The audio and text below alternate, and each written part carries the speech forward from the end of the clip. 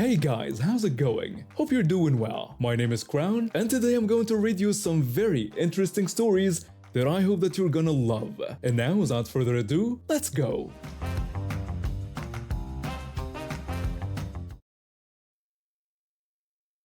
I used to be a photographer at one of those huge theme parks. The kind with rides that spin you around until your stomach feels like it's doing its own roller coaster. I'd seen my share of difficult guests. People who'd demand refunds because their kid blinked in a photo. People who'd argue about prices even though they're posted everywhere.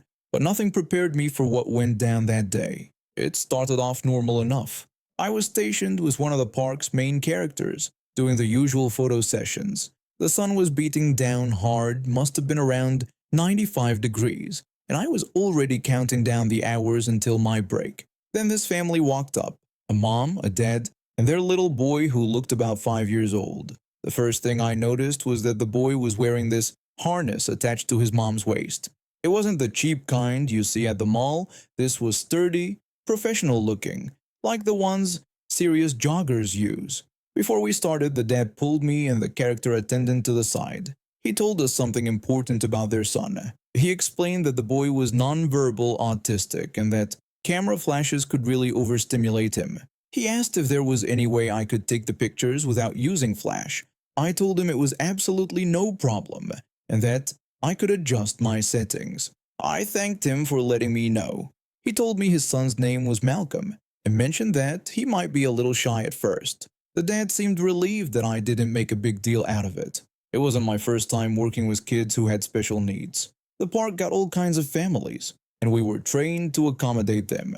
When Malcolm's turn came for photos, I have to say, he was one of the sweetest kids I'd ever met. He was clutching this beat-up book filled with pictures of dinosaurs, and he kept pointing at different ones, making these excited sounds. Even though he couldn't talk, you could see how much joy those dinosaurs brought him.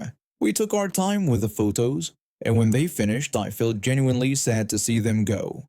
A few hours passed, and I finally got my break. I headed backstage to the employee area where guests aren't allowed. I was just walking down the corridor, thinking about getting something cold to drink, when suddenly, this small body slammed into me full force. It was Malcolm. I'm not a small guy, almost 6 feet tall, around 250 pounds, but this kid nearly knocked me off my feet. He was screaming and crying, completely hysterical. His face was red and covered in tears, and he didn't have his harness on anymore. I immediately knew something was very wrong. I tried to calm him down, telling him it was okay and asking if he remembered me from earlier. He just kept screaming. I looked around frantically and spotted my manager in the hallway. I yelled out that we needed security right away. I told my manager that this kid was lost and wasn't supposed to be back here. My manager got on his radio immediately. We carefully guided Malcolm into one of the break rooms where there was air conditioning. The poor kid was overheating and overstimulated, shaking and sobbing. I pulled out my phone and started scrolling through pictures of dinosaurs. I remembered how much he loved them earlier. I showed him a T-Rex and a Triceratops, trying to get his attention. Slowly, his crying started to quiet down. He grabbed my phone and started swiping through the pictures himself. Within a few minutes, he'd calmed down completely and was sitting next to me like we were old friends. Security showed up about 10 minutes later along with his parents. His mom was crying. His dad looked like he'd aged 10 years in the past hour. The mom ran over and hugged Malcolm so tight, thanking God that he was safe. Then they told us what happened. They'd been getting ice cream at one of the stands when this woman approached them. She started off just staring at the harness, which the mom said she was used to. People always stared. The woman walked right up to them and asked why the boy was harnessed. The mom tried to be polite and explained that he was autistic and tended to bolt if he wasn't harnessed, so it kept him safe. But the woman just flat out said no, he wasn't autistic. The mom was confused and asked her to repeat that. The woman told her that she was just a bad parent. She went on to say that her grandson knew better than to stray from her, and he was about the same age. She told the mom she should be ashamed, treating him like a dog. The mom tried to explain again, but the woman kept talking over her, getting louder and more aggressive. That's when the dad came back with the ice cream. The mom turned to help him hand out the cones, and in that split second, everything changed. The harness went slack. By the time the mom looked back, both Malcolm and the woman had disappeared into the crowd. The mom started screaming his name, and the dad dropped the ice cream and started running in different directions, trying to find them. But the park was absolutely packed that day. Hundreds, maybe thousands of people everywhere. They searched frantically for what felt like forever before security got involved. The thing is, the park had cameras everywhere. Security was able to pull footage of the whole incident pretty quickly. They got a clear shot of the woman's face and what she was wearing. They sent out alerts to all the staff and started tracking her movements through the park. Meanwhile, I stayed with Malcolm in the break room, showing him more dinosaur pictures on my phone. He seemed completely content now, like nothing had happened. His parents were right there with him, holding him close. About an hour later, security came back with an update. They'd found the woman. She'd been trying to leave the park through one of the side exits when they caught up with her. When they confronted her and told her she'd kidnapped a child, she became belligerent. She started yelling that she was saving him from bad parents and that she knew better how to raise a child. Then, according to the security report, she tried to slap one of the guards.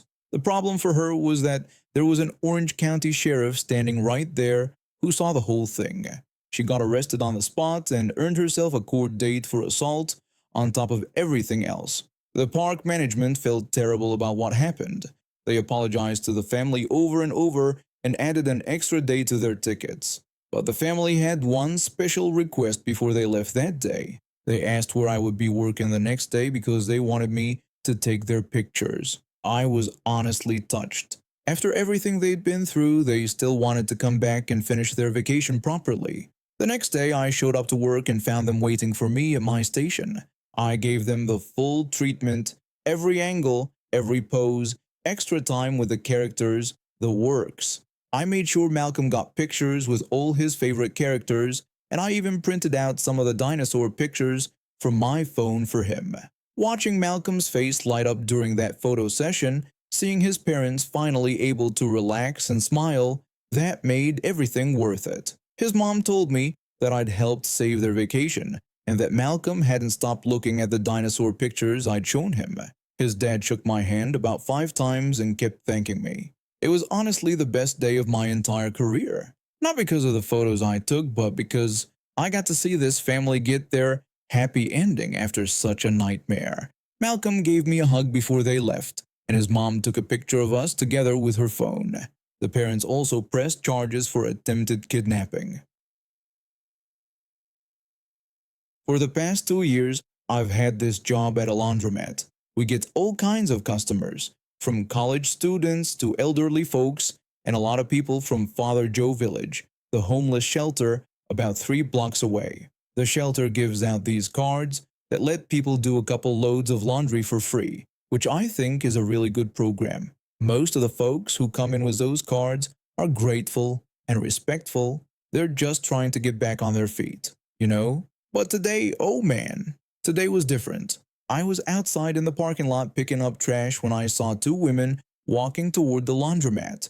They were both carrying laundry bags and had that tired look that a lot of the shelter residents have. I figured they were coming to use the machines, so I finished up outside and headed back in to help them if they needed it. The first woman, I'm just gonna call her Karen, started making demands the second she walked through the door.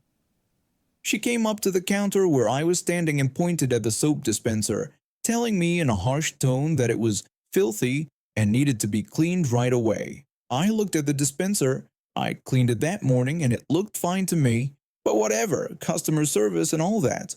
I told her it was no problem and grabbed my cleaning supplies. I wiped down the entire dispenser while she stood there watching me like a hawk. When I finished, she didn't say thank you or anything. She just grabbed her laundry and walked over to one of the big washing machines. Her friend, the other woman, gave me an apologetic smile and went to a different machine on the other side of the room.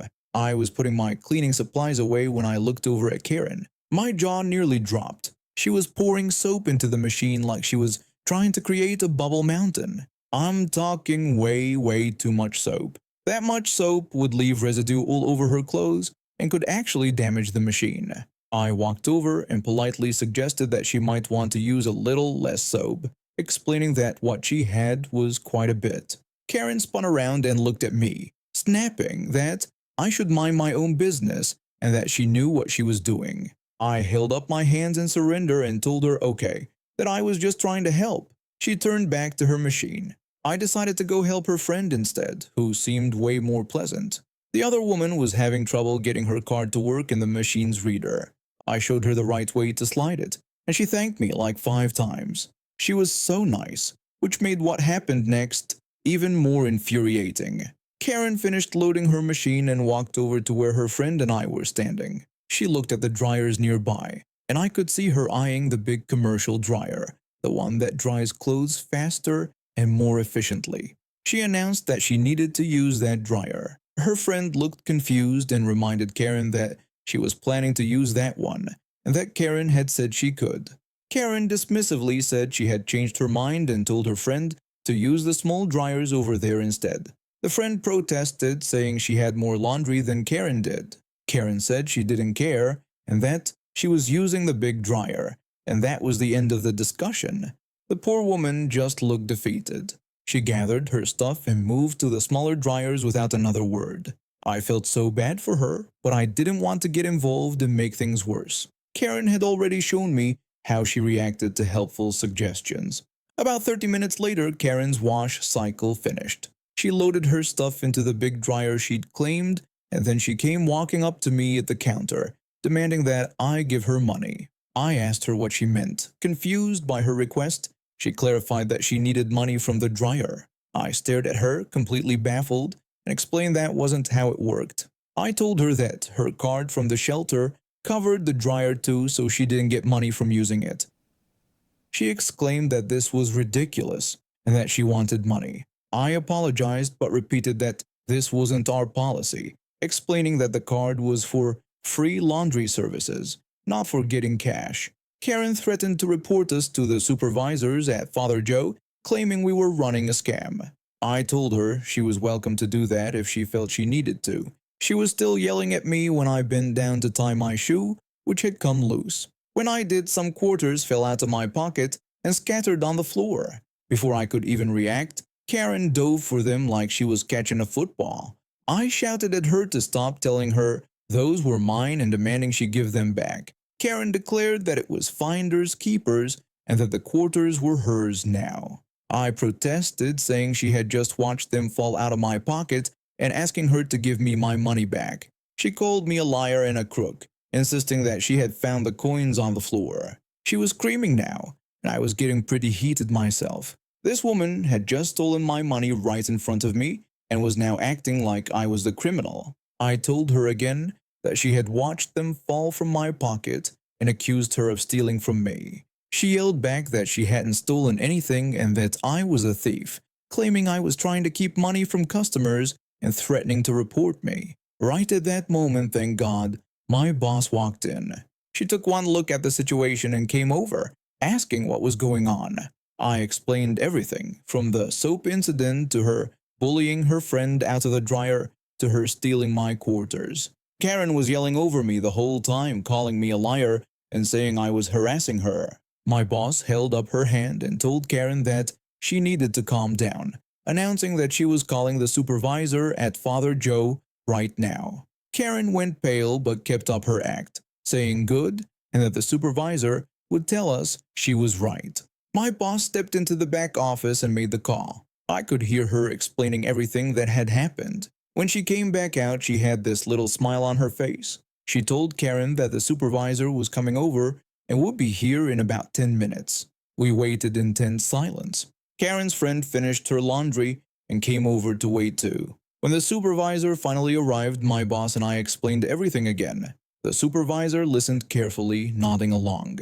Then he described someone who sounded exactly like Karen, asking if she was about 5 feet 6, loud, aggressive, and acted like everyone owed her something. I confirmed that was her. The supervisor said he knew exactly who we were talking about and that this wasn't the first complaint they'd had about her. Karen tried to interrupt, but the supervisor held up his hand and told her to be quiet. He turned to us and apologized for her behavior saying they've been having ongoing issues with her at the shelter.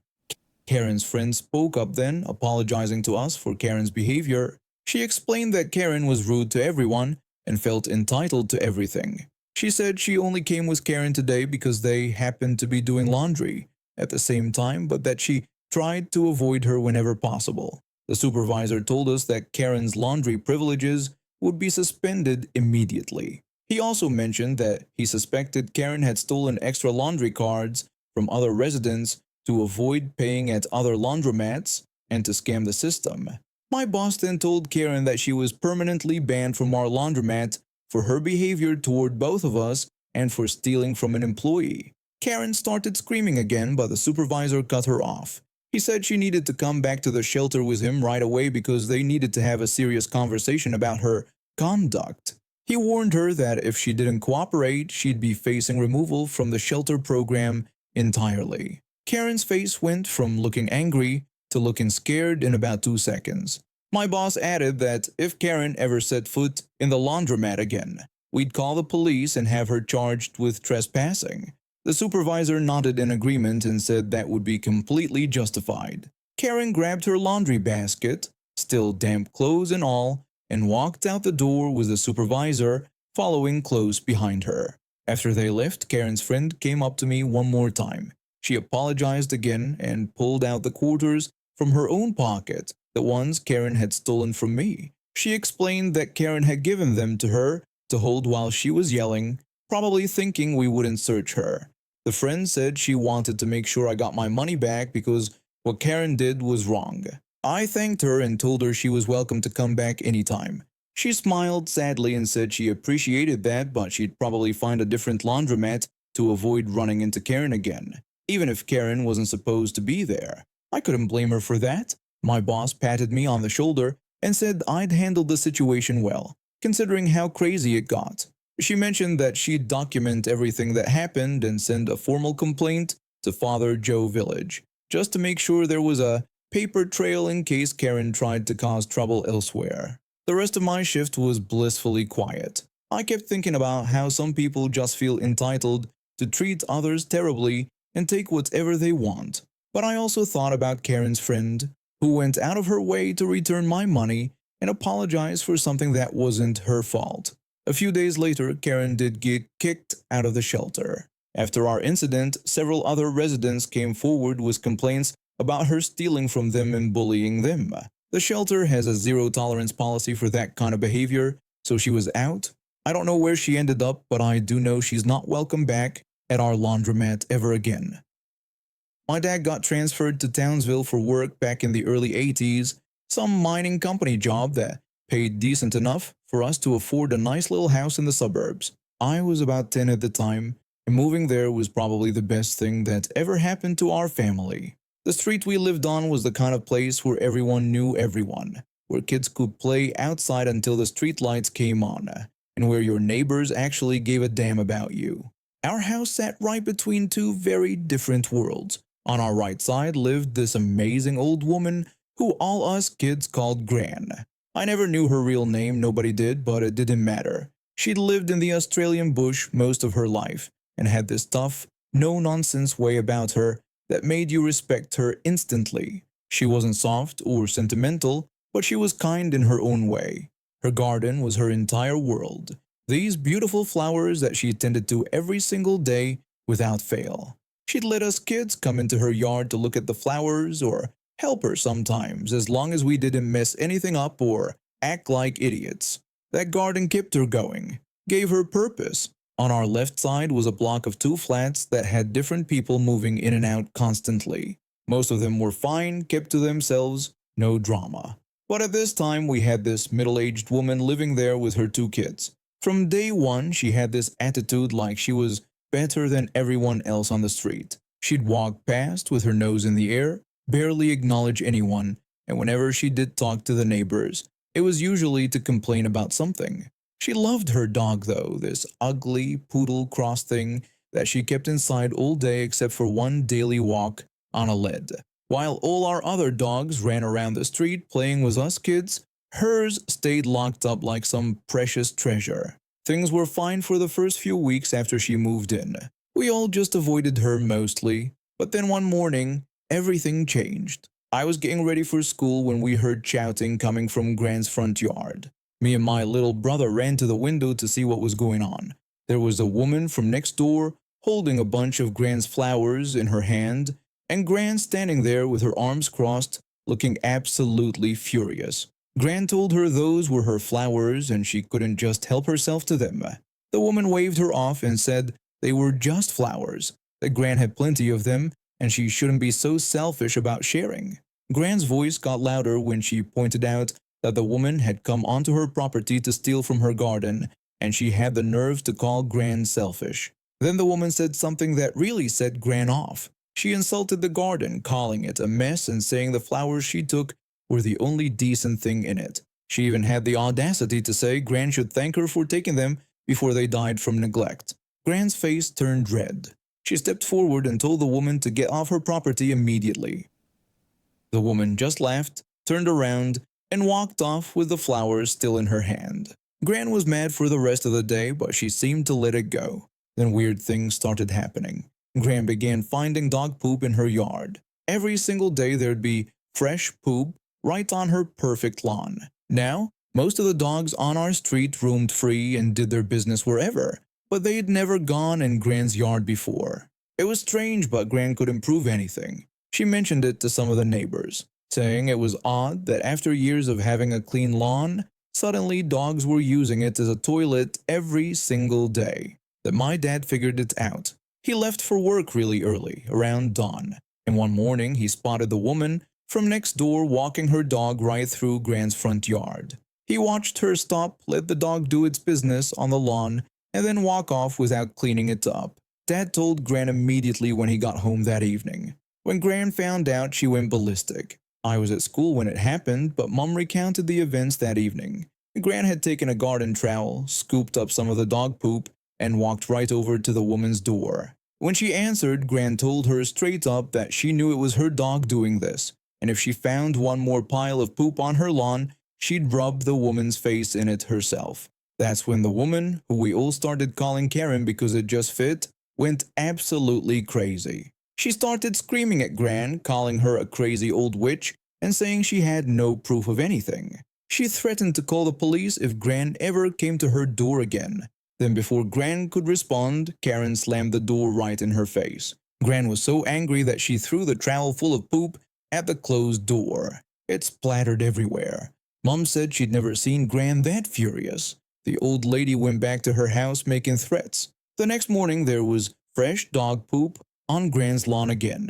And the morning after that, Karen had just changed her routine to walk the dog even earlier at dawn when nobody would see her. Gran knew what was happening. She told my mom that Karen was too stupid and too arrogant to take a warning seriously. Gran started planning something. She wouldn't tell anyone what, just said that Karen would regret messing with her. My mom tried to talk her out of whatever she was thinking, worried Gran might do something that would get her in trouble, but Gran just smiled and said she'd handle it her way. For the next few days, Gran was different. She seemed calmer, almost cheerful. She'd wake up extra early every morning and we'd see her lights on before dawn. My dad asked her once if everything was okay, and she just told him she was fine and that he'd see soon enough. Then came Saturday morning. It must have been around 6 in the morning when we were all woken up by the most horrible screaming I'd ever heard. It sounded like someone was being murdered. Me, my brother, and my parents all jumped out of bed and ran outside in our pajamas. All the neighbors were doing the same thing, rushing out their doors to see what was happening. What we saw was absolutely incredible. There in Gran's front yard, right on the lawn, was Karen face down on the ground. Gran was sitting on top of her back like she was riding a horse. She had one hand on the back of Karen's neck holding her down, and the other hand had a grip on Karen's hair. Gran was rubbing Karen's face back and forth through a fresh pile of dog poop. Karen was screaming between gasps for air, spitting out grass and poop, her face completely covered in the mess. Gran was shouting at her, saying she'd warned her, that she'd bloody well warned her, calling her a stupid witch. Karen kept trying to get up, but Gran had her pinned down solid. For an old lady, Gran was surprisingly strong. She must have been doing this for a couple minutes already because Karen's face and hair were absolutely covered. All of us neighbors just stood there in complete shock. Some people had their hands over their mouths. A few of the kids started laughing. My dad looked like he didn't know whether to help or just watch. Finally, Gran seemed satisfied and got off Karen's back. She stood up, brushed off her hands, and told Karen that she'd warned her what would happen if she found more dog poop on her lawn. Karen scrambled to her feet, sobbing and gagging, poop dripping down her face and onto her clothes. She tried to yell something at Graham, but she was crying too hard and spitting out too much grass and mess to form words. She stumbled back toward her flat, and we could hear her kids screaming when they saw their mother's face. Later that day, my mom told me what had actually happened. Gran had gotten up at dawn and hidden behind her garden shed, waiting. She knew Karen would come with her dog like she did every morning. Sure enough, Karen showed up, let her dog poop on the lawn, and was about to walk away when Gran jumped out. She'd grabbed Karen by surprise, tackled her right onto the fresh poop, and done exactly what she'd promised. The whole street was buzzing about it all day. Some people thought Gran had gone too far, but most of us thought Karen had it coming. My dad said he couldn't officially approve of what Gran did, but he had a huge grin on his face when he said it. Karen never spoke to anyone on the street again. We'd see her leaving her flat with her head down, never making eye contact. Her face was still a bit red and irritated for days afterward. Within a week, she'd packed up her stuff and moved out. Nobody knew where she went and nobody cared. Gran went back to tending her garden like nothing had happened. When I asked her about it a few days later, she just smiled and told me that sometimes you have to follow through on your promises, otherwise people won't take you seriously. She also mentioned that the dog poop problem had completely disappeared from her lawn. After that incident, Gran became even more of a legend on our street. Parents would jokingly tell their kids to behave or Gran would get them. New neighbors would hear the story and make sure to always be respectful to her. And us kids learned a very important lesson about not messing with tough old ladies who'd lived in the bush their whole lives. I moved away from that street years ago, but I still remember that Saturday morning clear as day. It was the most amazing thing I ever witnessed as a kid. Gran passed away when I was in my 20s, and at her funeral a bunch of us from the old neighborhood got together and shared stories about her. Of course, the Karen story came up, and we all had a good laugh remembering it. Gran had warned Karen, had given her every chance to stop, and when Karen kept going, Gran did exactly what she said she'd do. No more, no less. That's the kind of person Gran was. Straightforward, honest, and absolutely not someone to cross. And now we have reached the end of today's stories. Thank you for watching, and see you next time.